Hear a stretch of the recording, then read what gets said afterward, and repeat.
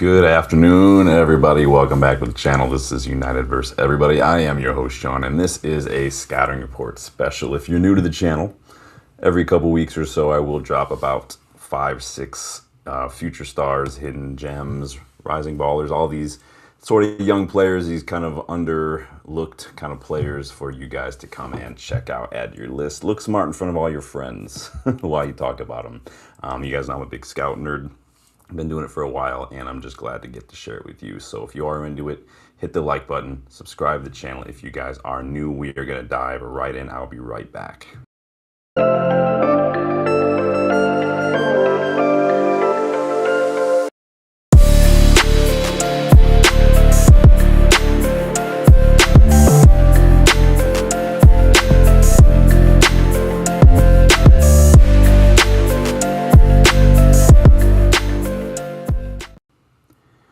How's everybody's day going? Yes, before you ask, still smoky here. Lots of smoke, obviously. We've got the wildfires going on in Canada.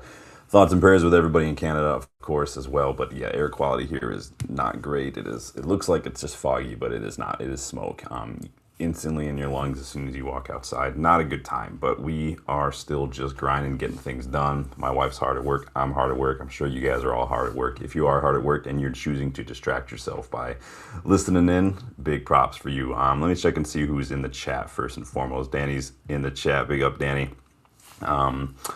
Listening, just getting back from work. Well done. Well, hopefully you listen in further because you may or may not have a player who has been chosen as our member pick today, so we'll save the best for last. Real quickly before I forget, it is the final day to score 20% off in the United vs. Everybody online store. There is a link pinned in the chat as well. Tons of one-of-a-kind designs. None of the money goes to the club, i.e. the Glazers or any else. It all does support the channel, and it's not super expensive, but you've seen Ian rocking it, you've seen Dylan rocking it, of course you've seen me rocking it as well. Go check it out, you guys. Tons of good stuff in there. Hold on, Jim's in the house. Big up, Jim. Hope you guys are having a good day. Apologies if my throat's a little sore. I'm just realizing that my throat's a little sore, a little dry in here. Moving on. Let's get started, you guys. Make sure you like, make sure you subscribe. Let's kick things off, starting with a youngster by the name of Isaac Bjerkebo. Plays for Sirius, and he's quickly becoming one of the breakout attacking players in the Swedish league. Just 23 years old, 5'10", left winger. He is just having an excellent time right now. Good movement for him. You guys know movement for me is not only just pace and everything. It's about positioning. It's about patience. It's about anticipation, finding space, timing. All of that to me encompasses what movement really is. Instincts are good too. He kind of just knows when and where to be. Finishing, excellent finisher for this guy, as we're going to talk about. He's got some great numbers as well. Works hard on and off the ball. Really good link-up play in those wide areas and in the channels, which I think is a really undervalued skill. I think a lot of us think wingers only cut inside. Maybe they stick to the touch line. But if you can operate in a little 1-2 triangles, give and goes, drop deep to help out your fullbacks or get involved with the fullback in the opposition half of the pitch, I think that is a really good skill to have. A lot of that stems from his tactical IQ as well. He joined Sirius in 2025, and he has developed from what once was a promising prospect into one of the league's most productive forwards. Came through the academy of Sweden's most titled club, Malmo. If you guys remember, Ibrahimovic, sorry. Bjerkebo moved for free, went to Kalmar, but then he was then loaned to a second-tier club as well. Couple of all-right performances led him to sign for a club called Varborgs, which then led to a very solid debut campaign. Sometimes it's just about the right club at the right time for a player, whether that's someone like Jamie Vardy or in this case, Isaac Bjerkebo. But that solid debut campaign as a starter in the Swedish league, where he scored 7 goals, assisted 3 as well. Winning goal in the Svenska Cupen quarterfinal match, which is basically the Swedish Cup quarterfinal match last season as well. So again, big game player, relatively speaking. But his game is built about movement, good positioning, efficient finishing. He's not about all-out athleticism. He's not about flair. He's just about doing things well, doing things efficiently, doing things smartly. He's skillful still. He does have pace, but he's also very comfortable with the ball at his feet, and he just kind of reads the situation. I like that he holds his width as well. Stretches the pitch, which I think is really good when you're playing against stubborn defenders. But he does like to cut inside onto his right foot, even though he does play on that left wing. You guys know we're used to that. This is where he's going to spend most of his time. We've seen heat maps like that from guys like Garnacho. Maybe you can look at guys like Rashford, who are a little bit more the final third kind of attackers, as opposed to like Matthias Cunha, who you'll probably see a lot more of the heat map in his own half as well, because he is capable of dropping deep, getting involved. This guy, Bjerkebo, is a little bit more traditional in that sense. But he is a no-nonsense, no-thrills, very direct winger. He's got sprints, he carries the ball, uses his acceleration to create separation from the defenders, and he shoots on sight as well, which I like. Just get your head down, knows what he's all about.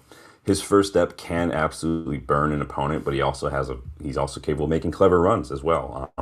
Explosive pace, creating chances, good carrier in transitions, and he presses off the ball. Like I said, his tactical IQ is very impressive. He's constantly scanning. He understands when to press. He knows how to read the pressing triggers. His rest defense, his positioning when his team doesn't have the ball or even when they're moving forward, very good. He's always prepared. Again, that comes from that tactical IQ.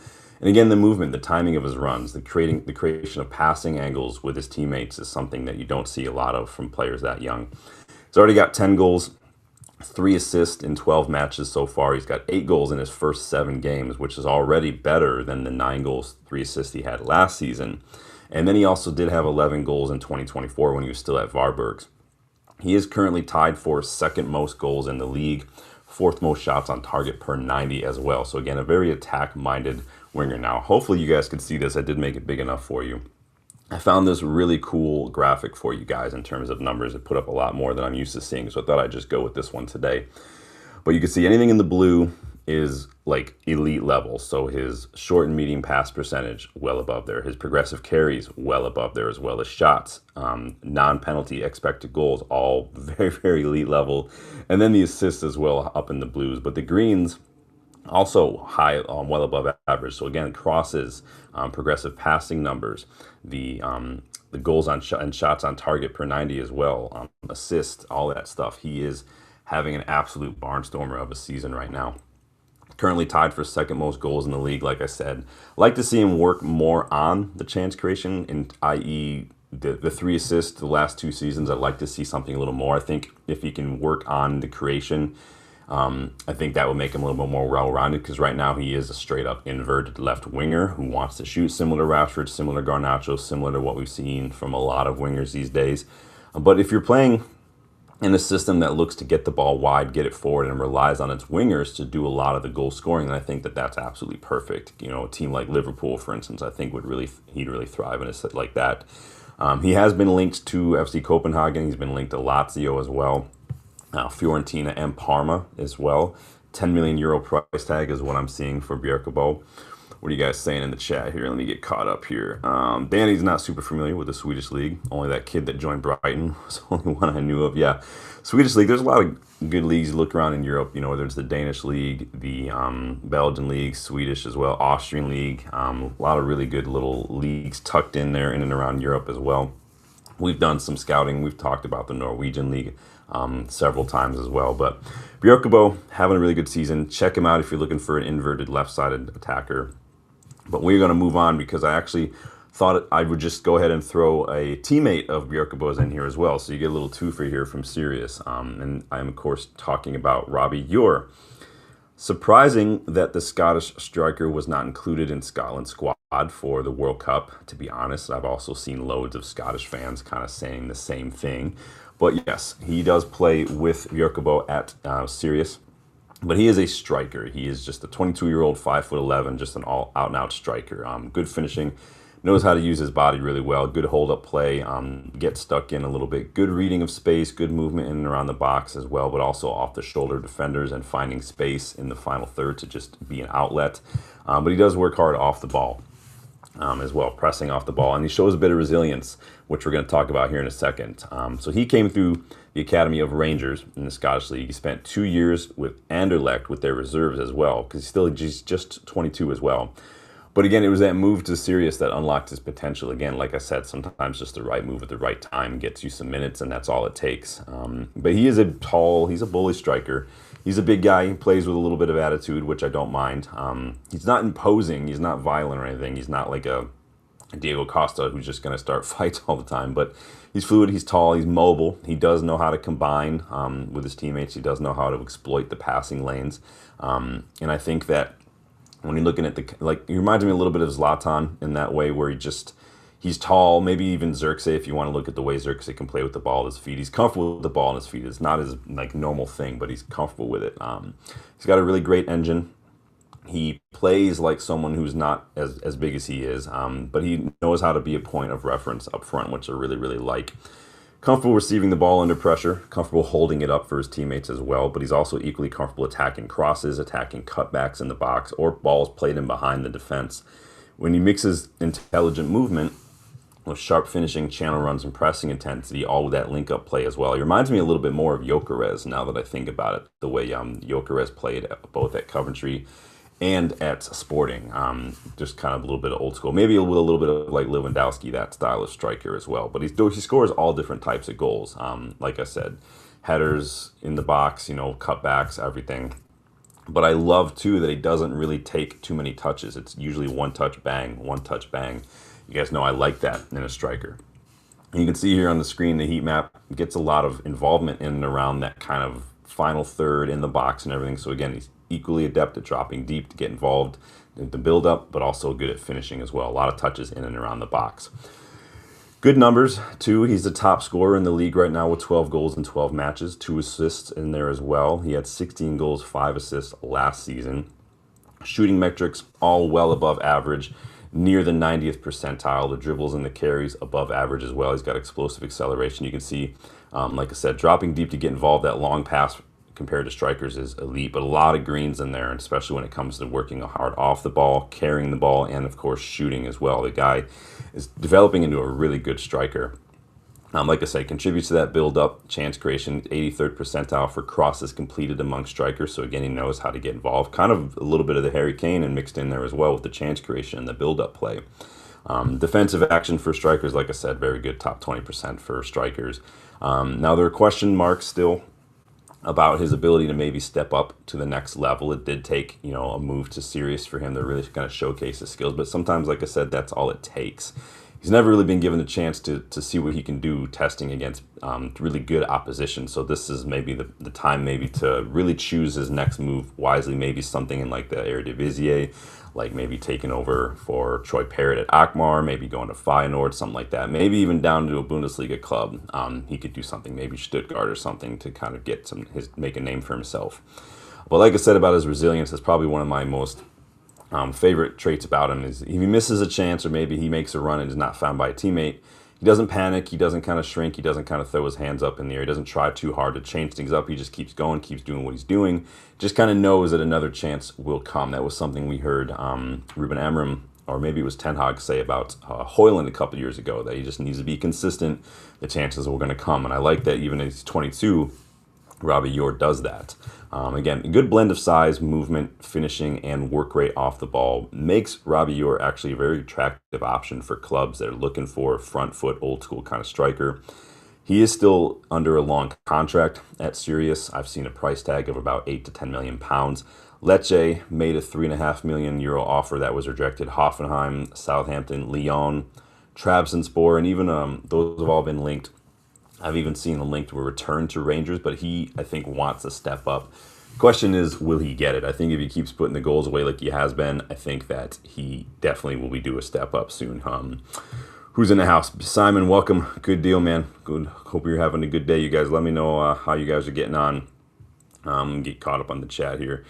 Yeah, Scottish striker coming through Rangers. I know, shocker, right? Let's see. Keep going here. Hold on, I'm just getting caught up in the chat. You guys are having a fun little chat with each other. All right, do what you got to do. I like that you guys have conversations with each other in the chat. It keeps things going. It's a good community we have here. All right, moving on. Let's talk a little bit. Let's shift gears a little bit. I want to talk about a young man named Francis Onyeka. Now, he is considered one of the biggest, brightest prospects in German football. And he's coming through Leverkusen's academy. Leverkusen snapped him up when he was just 7 years old. They already saw so much potential in him, but he is a number 10. He can kind of play multiple roles, as we're going to talk about, but he is a number 10, left-footed number 10. He's a Leverkusen player, currently at Elversberg on loan right now, so obviously they haven't started yet. But he's just 19 years old, but you can see the kid has already got something to him. In the 2021-22 season, he was promoted to Leverkusen's under 17 squad. Again, just at a very young age, kind of like what we see with JJ Gabriel. But he was a key player as well for the under 19s. He was actually listed in the Guardian's list of 60 most promising players under 20 a couple of years ago. And in 2024, Onyeka won the Fritz Walter Gold Medal, which is the most prestigious award in German youth football. He won that for the under 17s category. So again, I'm laying out the foundation here of what we're going into with this kid.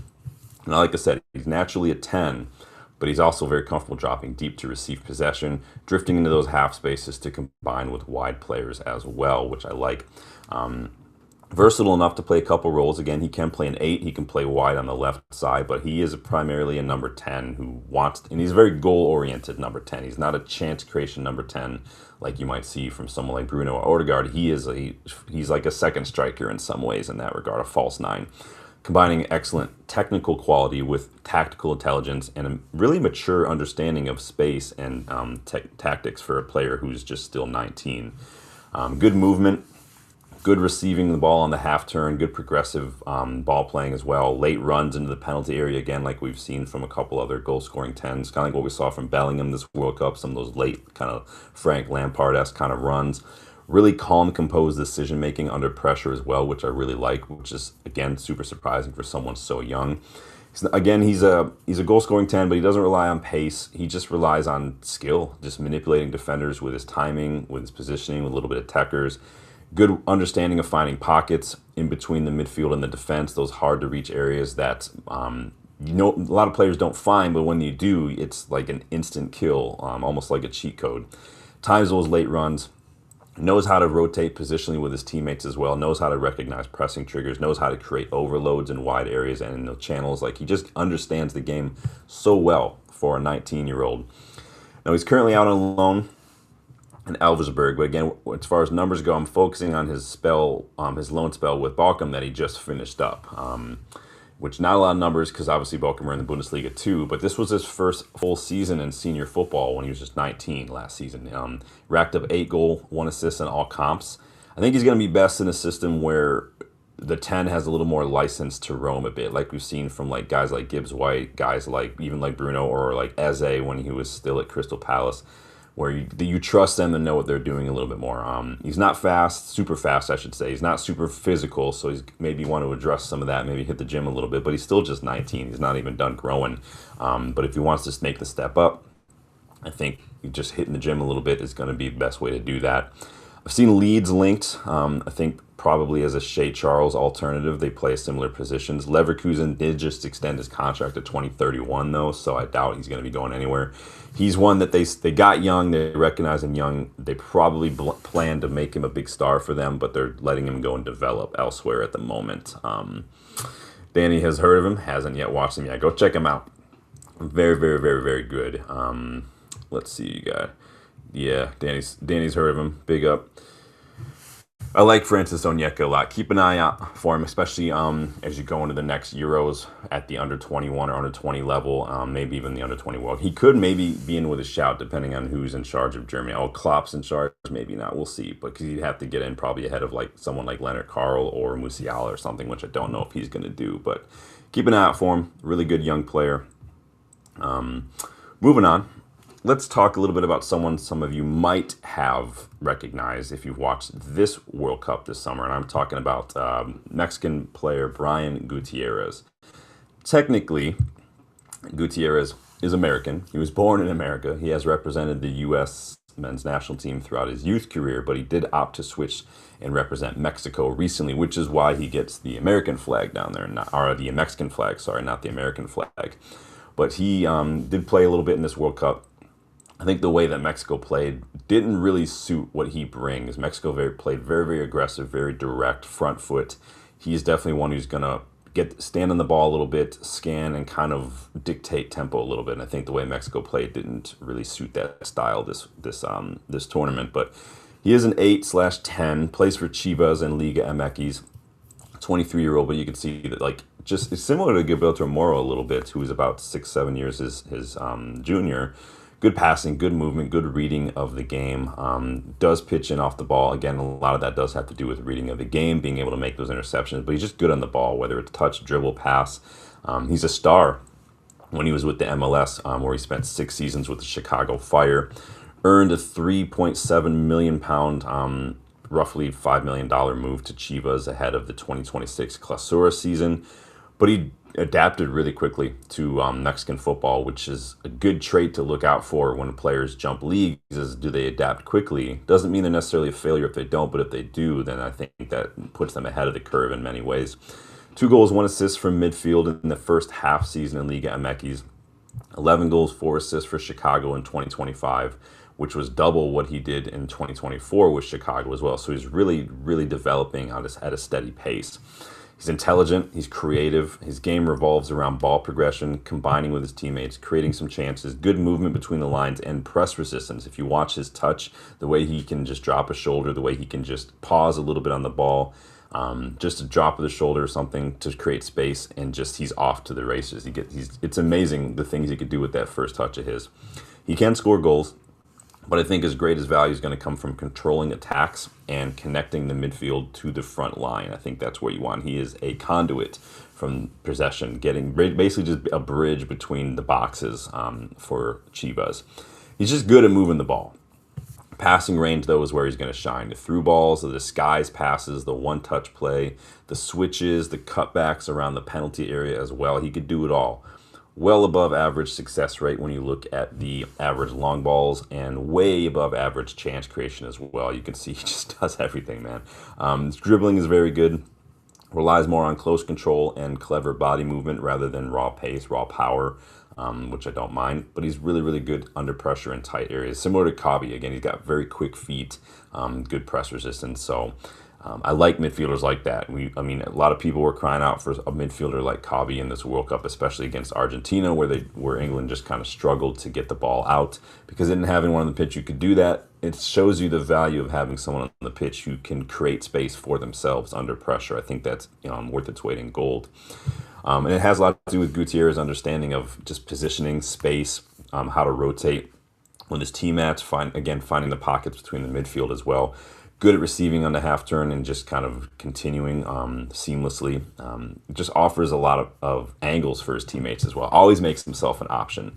He just sees and reads the game differently. It's superb football intelligence from Gutierrez. But this also means, you guessed it, good interception numbers. For players in his position, he is 72nd percentile for interceptions, 75th percentile when it comes to recoveries, and possession won in the final third as well. So again, he doesn't shy away from putting in a shift off the ball to help his team win back possession. If he added a bit more physicality, just bulked up a little bit, not huge, but just getting stuck in a little bit more, I think he'd be absolutely unstoppable in midfield. He did just move the Chivas in this past December, signed a 5-year deal. Going to be hard to get him out of there. If you want to watch a little bit more of him, I think Chivas play tomorrow night, Liga MX season. I don't know if he's going to be starting since he has been back from the World Cup. He might be back from the World Cup enough. I don't know how long a break they give him, but really good young player. I really like him a lot. Danny hasn't checked out Chivas in a while. He's not the first Chivas player that I've scouted on the channel. I scouted a striker a couple months back as well. But big up Simon Kennedy. I'm glad you guys are hitting it off in the chat. All right, we got one more player. You guys, if you've made it this far so far, make sure you hit that like button. Make sure you subscribe. And I got this week's member pick, and this member pick comes courtesy of Danny B / Irish Pit Terrier in the chat. He's currently in the chat right now, and I am talking about Jean-Baptiste Gorby. This is the member pick. For those of you who are wondering what member pick means, it means that if you check out the memberships on the channel, and if you decide to support the channel with the starting 11 or the Legends member tier, you get to make suggestions for scouting reports. And if you make a suggestion that pans out, once I get through my backlog of players, then you get a cool little member pick logo on there, and you get a shout out. So just like a way I try to give back to people who support the channel in that way. Again, never any pressure, but I always want to make sure that it's a two-way street here, if and when you guys choose to do something like that. But big up, Danny. If for those of you who are United fans, I'm assuming you're United fans if you're here. For those of us wanting an all-action, just full throttle center midfielder. This is the guy definitely to keep an eye on. Obviously, he plays for SC Braga in the Portuguese league. 23 years old, good height, 6 foot. He's a big. He's not like big, but he's tall. But he's pretty skinny. But he just knows how to use his body well, and that means shielding the ball, creating space, using the long legs to just stick in a toe to make a challenge, win back possession, make a tackle. But he does a little bit of everything, which I really, really like. He's quietly developing into one of the most complete young midfielders in the Portuguese league, actually. He broke into Braga's first team, benefited from a productive loan spell at Pacos de Ferreira, but he established himself as a regular starter last year. He's actually one of Braga's most used players last season. So he's not necessarily a pure defensive midfielder. He's not necessarily an out-and-out like chance creator attacker. He's just a box-to-box midfielder who just excels on and off the ball in between both boxes. He brings athleticism, tactical discipline, ball winning through anticipation and well-timed challenges, economic challenges I call them, similar to like Adam Wharton, where he's not just sliding in, like giving away cheap fouls. He knows when and where to kind of make those kind of challenges to like basically just make sure he puts himself in the best position to win them. Which I really like, but he also offers on the ball just intelligent progression through midfield. He wins a lot of second balls, covers a lot of space. As you can see, he covers a lot of space in the midfield, can carry the ball. Again, simple passing, but effective passing. He's not going to go for the flair. He does have a switch of play in him, I'll give you that, but I don't consider a switch of play risky. That's just normal. But he doesn't try to play too many risky passes. But that doesn't mean he just passes side to side either. He just is, again, very economic, very efficient. Every pass has a purpose, and that purpose is to put his team in a better position than it is 2 seconds prior to that. Good at counter pressing, good at maintaining his defensive structure as well, which I really think is important role for midfield, especially playing a deeper role. You want to make sure that you don't leave your team exposed. You want to make sure that you maintain that structure with that positioning, that discipline. We've seen some midfielders go on walkabout a little bit. I think if you can maintain that discipline, that definitely helps your team more than hurts it. He can play in a pivot. He can play as an 8 who helps drive the team forward through passing or carrying the ball, but he can also drop in between the defenders when Braga are building out, because he's basically kind of taken on that Colby role in that regard, where when we're trying to build out from the back, he drops deep, collects the ball, turns, and then he decides what happens next. I really like that. Broad passing range in his locker. He can play a lot of types of passes, but he doesn't often go for the risky, flashy ball. Again, he prefers to keep possession clean, keep things circulating. Again, he doesn't really go for the spectacular. He just makes the right decision a lot. He's actually in the 97th percentile for pass completion as well. His first touch is solid. Even under pressure, he can receive the ball on either foot, quickly open up passing angles for himself, just scanning, using his body to shield the ball as well. Like, very, very good. I like what I see from him in that regard. He is all action, covers a lot of ground, like I said, on and off the ball, but he is the kind of player, especially in midfield, that most managers would kill for. You can see forward passes, progressive passes are there for days, about average for duels as well. I do like him a lot. But again, if you're looking for that disruptor, that ground covering midfielder who can just move the ball, who can win the ball, who just causes problems for the opposition on and off the ball, I think Gorby's the guy. He may not create a ton of chances, but he'll do the hard work so that the real creators or the real goal scorers can do what they do best. He's somebody that if you have in your midfield, you don't really have to worry about a whole lot, if that makes sense. He makes his teammates better by allowing them to do what they do, because he does what he does, and he does it very, very well. He managed 4 goals, 1 assist in all comps last season. 3 goals and 1 assist were actually in the Europa League as well, so he's got European experience in that regard. Big game experience too. He scored a late goal against Benfica toward the end of the season, which ended up saving a draw. I think Benfica came back to equalize, but he did score a late goal against them. And his performances have been attracting attention from clubs throughout Europe's Big 5 leagues. I've seen rumors from Milan interested. Think that they might be preparing for Yusuf Fofana to leave, and in which case they would probably bring someone like him in. United's name had been thrown in the links. We're always thrown in the links. So, I mean, most days I don't even pay attention when United are linked to a player, because we're linked to everyone. But 20 million euros is the price tag that I'm seeing for this kid. Let me get in the chat again and see what you guys are saying here. Danny says watch him in Conference League as well. Yeah, he's a really good player. It was a good recommendation, Danny. Debasi's, what did I miss? We're just wrapping up, man. I just finishing up my last my last player. This was a member pick from Danny B in the chat. Let's see what you guys. Yeah, Basti, he is a good looking CM. Danny B recommended him. Plays for Braga, doing really good. Had a really good season for them. Yeah, I think he is due for a step up. I could see him going someplace. Maybe if Lens sell Sangare, maybe if Sevilla sell Agume, maybe if Monaco sell Kamara. I think he could easily walk into any one of those sides. Lens are in Europe now, right? I think they got, what, second or third in the French league as well. Yeah, he's a bit of an all-arounder. We're really good. I like him a lot. Simon Kuhn says, "No disrespect, can you go for United?" Hey, not these are just the scouting reports. Not every player that we do a scouting report on is a player that I'm like, yes, United, go out and sign them. These are just players that I think everybody should be taking a look at. So, but I appreciate that. Who knows? He could be, he could not be. You never know. I think it's good to utilize your scouting, utilize your recruitment, your good analysis to find these hidden gems. Guys like Mamadou Sangare, for instance, I think are right up there with players that we should be at least taking a look at. He's the kind of guy who, like, Brighton would go and get to replace Carlos Baleba, and then in like a year or two, they're going to sell him for like twice as much. But it is what it is. Simon says, "I know all about scouting the member pick, although a good player won't be coming." Yeah, I don't think anyone is saying he's coming to Old Trafford. So, but who knows? Like I said, the United links are there. United links are always there, though. So I don't make the links.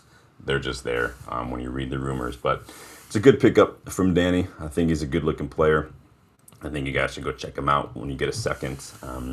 But that is going to wrap up this week's scouting report special. If you are new, we do these pretty much every couple weeks, give or take a day or so, depending on my schedule and things like that.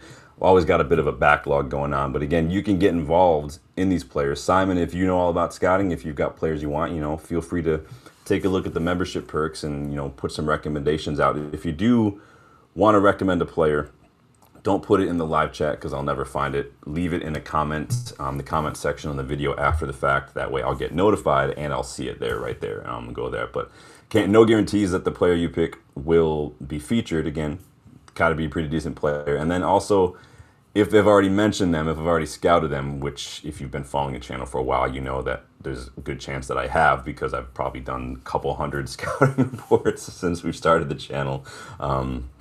So check the backlogs too if you guys want to know. I'll put timestamps up in the comment section after the facts with the players that we've talked about today so everybody can find them easily as well. But this is what you can expect. We've got watch along tomorrow for the Wrexham friendly, so you guys don't forget to stop by tomorrow as well. I'll put the link up to that tomorrow morning. It's 11 a.m. my time. We'll probably be here at 10:30 a.m. so we can go over some of the latest news ahead of time and take a look at the starting 11 and team news and whatnot.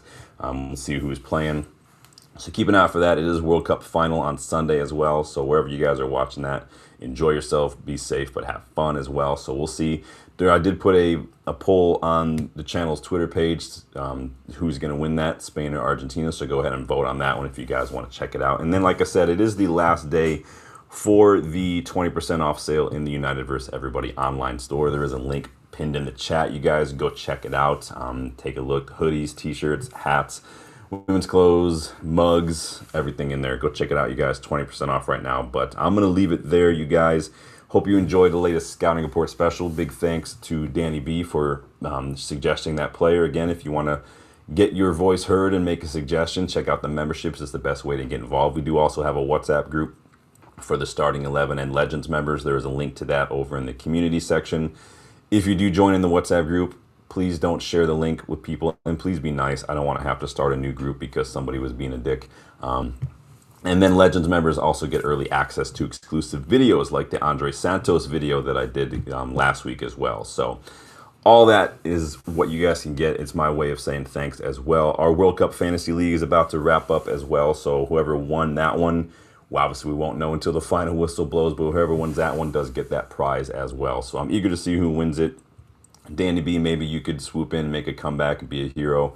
We'll see. But until next time, you guys, take it easy. If you're new, thanks for checking out the channel as well. But most importantly, make sure you like, make sure you subscribe to the channel. Hype a couple videos on your phone if you get a second to. It does help us grow. We are on the road to 4K. But until next time, you guys, enjoy your weekend. I will hopefully see you tomorrow morning for that friendly against Wrexham. Take it easy.